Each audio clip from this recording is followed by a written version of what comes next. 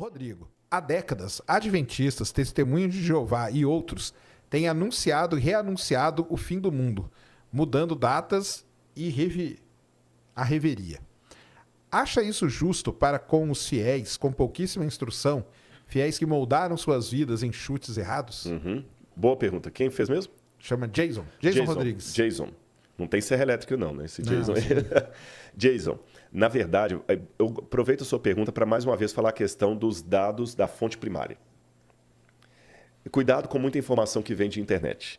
Ah, sim, né? Fim do mundo eu brinco, cara, que todo mês tem um fim do mundo. Não, e é igual o negócio lá, o Constantino mudou a Bíblia no Concílio de Nicéia. Vai repetindo isso e virou jargão. O Constantino mudou a Bíblia no Concílio de Nicéia. Você vai olhar os dados do concílio, não teve nada disso. Então vamos olhar lá. Em primeiro lugar, eu não posso responder pelos testemunhos de Jeová e pelos outros. Eu vou falar da Igreja Adventista, tá bom? Quando houve o desapontamento de 22 de outubro de 1844, que muitos realmente fizeram cálculos proféticos e acharam que Jesus ia voltar, e foi um fiasco, ele não voltou, não existia Igreja Adventista do Sétimo Dia.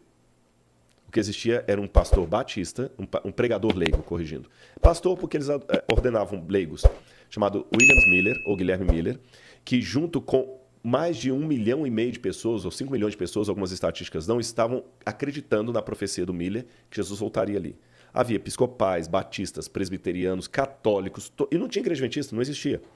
Quando viram um fiasco que Jesus não voltou, cada um tomou um rumo. Alguns voltaram para suas igrejas, outros perderam a fé. Um grupo falou, peraí, vamos continuar estudando. O que aconteceu que a gente errou aqui? E esse grupo que continua estudando é que vai fundar a Igreja Adventista do Sétimo Dia a posteriori. E essa Igreja Adventista que vai fundada a posteriori, uma das primeiras marcas dela, desde os primeiros escritos dos pioneiros, entre eles Ellen White, Uriah Smith e vários outros, colocam bem claro, nós não podemos trabalhar com marca de data para a volta de Jesus.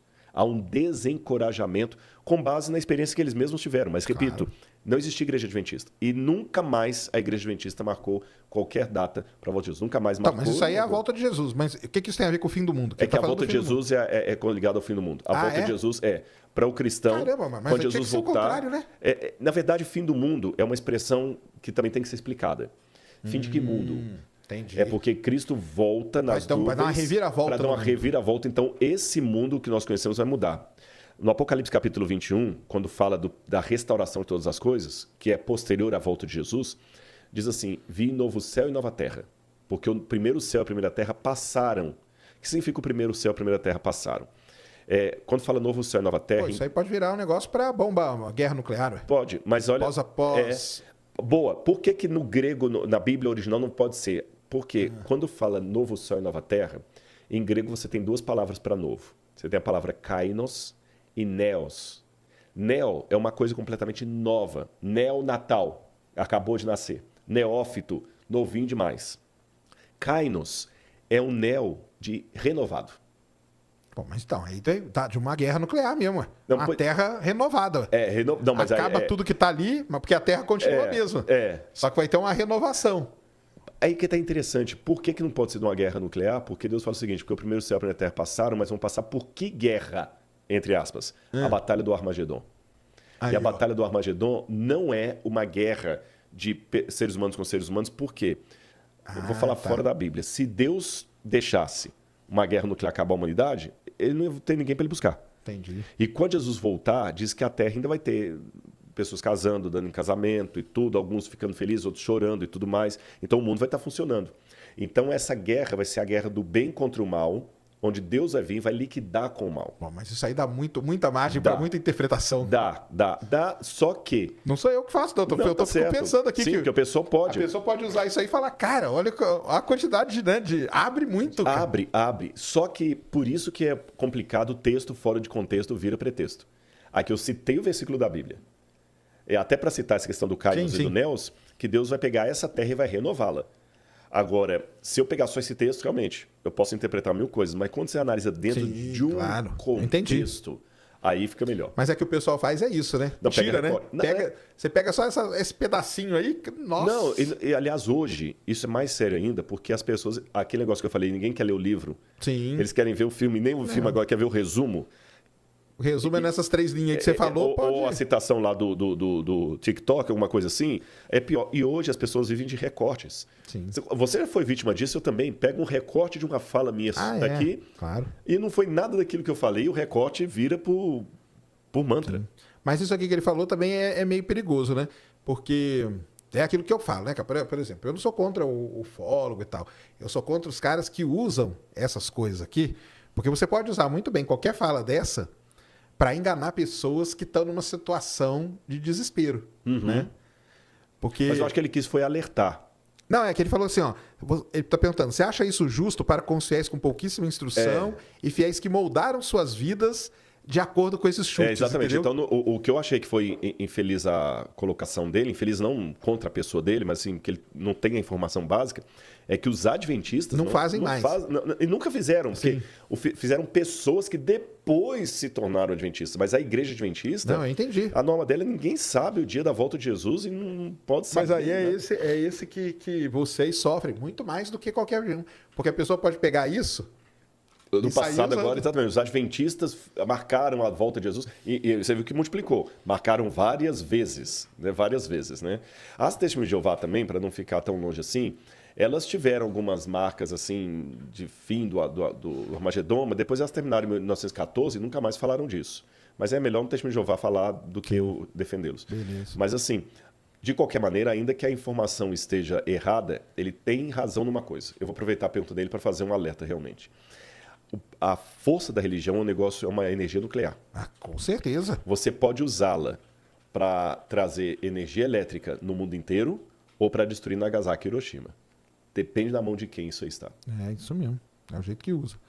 A Daniele Ferreira mandou 10 aqui, ó. Pergunta se o Rodrigo pode falar um pouco sobre a confusão da tradução da palavra inferno na Bíblia e os termos Seol e Hades, é isso? Sheol e Hades.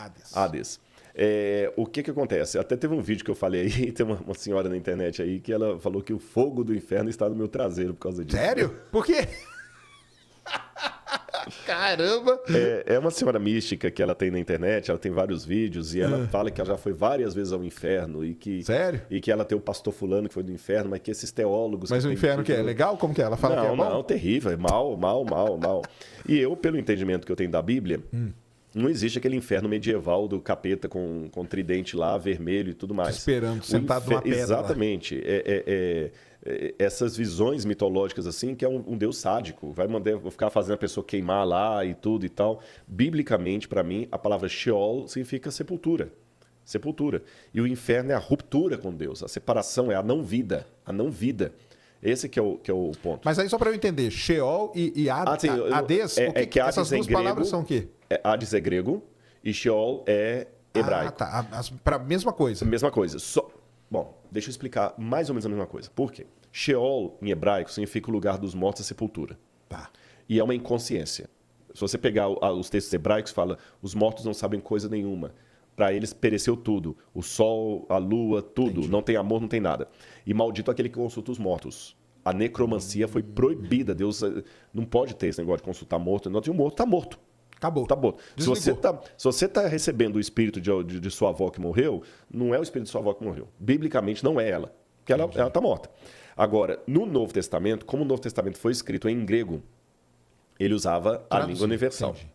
Só que na mentalidade grega, quem que é o Hades? A princípio, o Hades era o irmão de Zeus, de acordo com a teogonia de Hesíodo.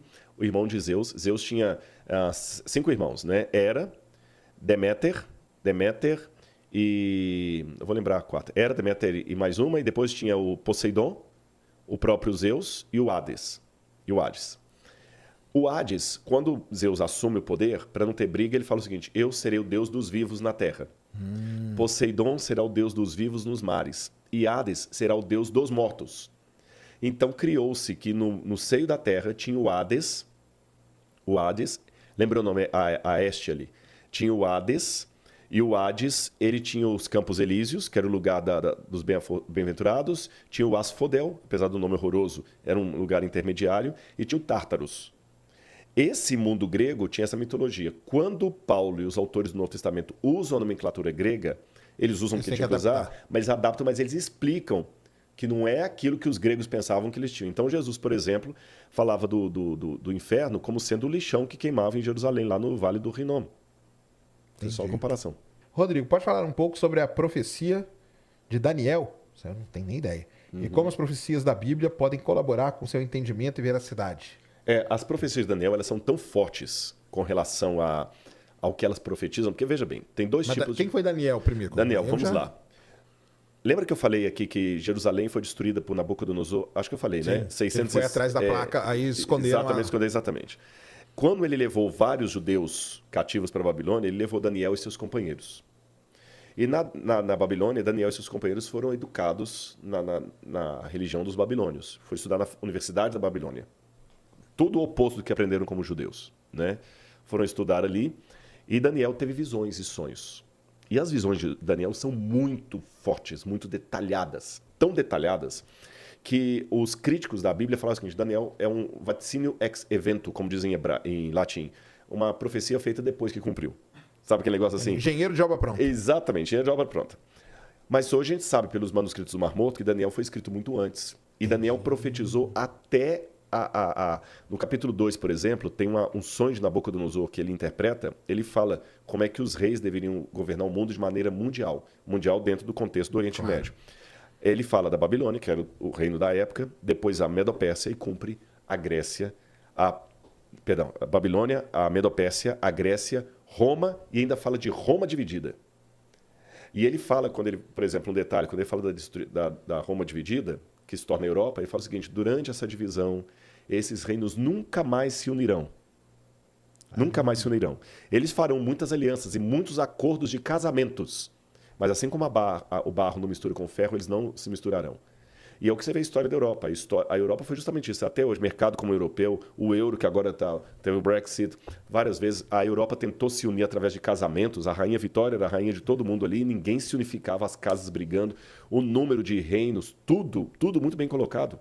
Alexandre o Grande falou: na sua força ele vai se quebrar. Mas não foi aquela cintura de Nostradamus que você pode assim pegar assim, como é que é? A lua se tornou azul ao meio-dia, e o sangue correu pelas praças, que eu posso aplicar aquilo a que eu quiser, o Covid, tudo, até o fracasso do time no futebol. O Corinthians perdeu para falar que foi o Nostradamus. Não é esse tipo de profecia muito acertada.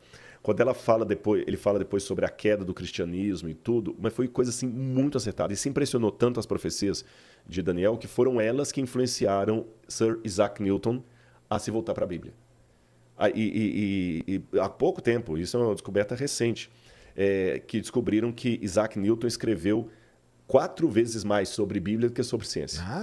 Né? Só que muitas cartas estavam... isso é coisa de mito. E ele não deixou o lado científico quando ele se tornou místico, nada disso. Ele trabalhava o cientista e o teólogo. E tem as profecias de Daniel interpretadas por Isaac Newton. E ele acertou em muitas coisas, não, em praticamente tudo. Só o que está no futuro ainda que ele diz. E hoje nós sabemos, Daniel viveu nessa época e até a existência histórica dos companheiros de Daniel já foi provada pela arqueologia. Lá no Istambul você tem um tablete de Nabucodonosor que ele fala dos oficiais dele e cita os 3 companheiros de Daniel ali. Caramba. Mencionados na Bíblia. Então, um livro fantástico. Obrigado, Eric, pela deixa, para dar esse depoimento. Isso está na Bíblia? Está na Bíblia. É o livro do Antigo Testamento. Tá. E Jesus fez referência ao profeta Daniel até para falar da destruição de Jerusalém. Quando vocês ouviram Daniel falando do abominável da desolação, quando acontecer isso, quem estiver em Jerusalém, fuja. Até a destruição de Jerusalém, Daniel falou dela, da destruição pelos